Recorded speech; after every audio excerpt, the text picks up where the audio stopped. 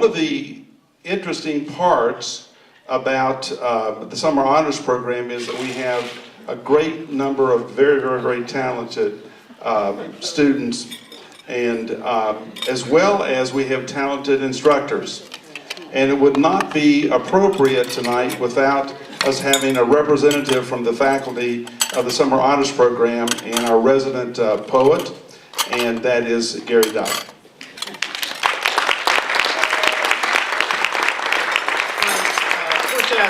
To do this, I said I'd be honored to speak at Tim's funeral.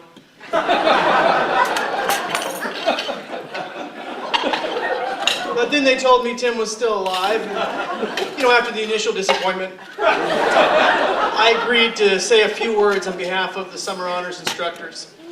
So in honor of Tim Burke, may he rest in peace, I think someday soon,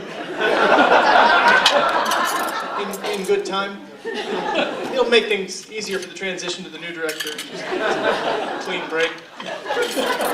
In honor of Tim's speaking style, I have 1 minute of material I've crammed into 5 minutes. And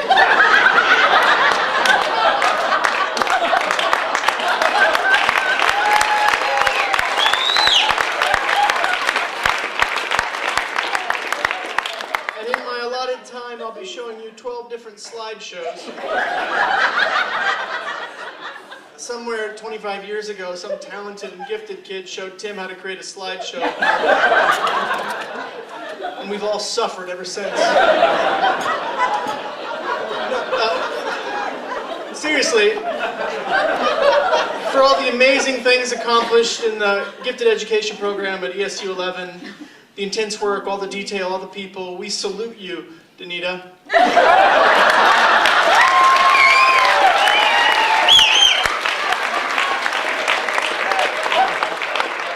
Tim, you were there too. Good job.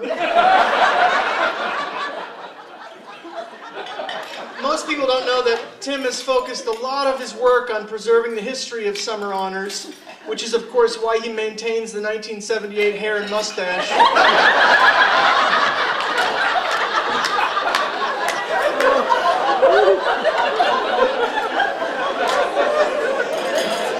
Janelle, if you really want to fit in, we recommend you start growing a 70s stash. When Tim started at ESU 11, Talented and Gifted program was in its test phases and consisted of giving smart kids LSD.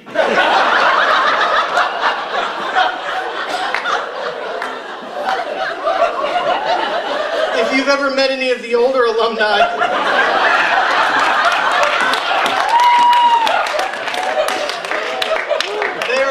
they're still tiptoeing through the tulips.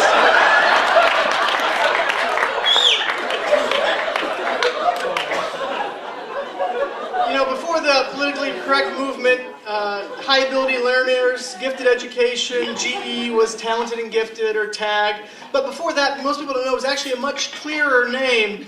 Although it was a longer acronym, it was KWWGHOM, which stood for the kids who won't get hooked on meth. That's sort of sad, sorry. And most people don't actually know that ESU is a Greek acronym, which means expect budget cuts. I asked Danita to describe what it's been like over the years with the whole team gathered together, facing the challenges of higher education. I mean, education has changed so much, it's very difficult. And she said, imagine you're all fighting this snarling, ugly beast. She said, now imagine that beast has a mustache and talks too much.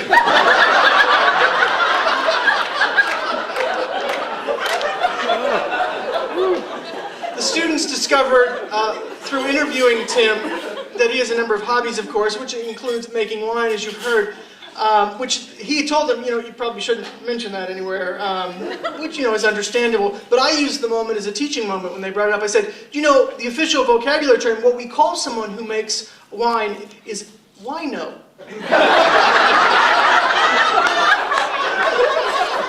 In my Summer's Honors class, the Creative Writing Group, we're reflecting on all these hobbies. He's a drummer, he makes wine, he roasts his own coffee beans, he likes fossils, he likes polishing rocks. They were struck with, how does somebody have so much time? And they realized, oh, well, you'd have that much time for that many hobbies if you only work 2 weeks out of the year. brilliant. Rather than be in a classroom with 30 kids for 40 weeks, he works with 140 kids for 2 weeks. It's brilliant. But joking aside, he stood out as an example to our SHP students. He's a highly significant example in their lives for several generations of young people. I heard one of them say it just the other day. They said, you really want to get into the summer honors program so you don't end up like Tim. The instructors all recognize that Tim is among the most humble people we know. You have to be really secure with yourself to spend the better part of 3 decades leading thousands of students who are all smarter than you. They named the 8th grade scholarship after him, which I just found out a moment ago, because Tim did finish the 8th grade.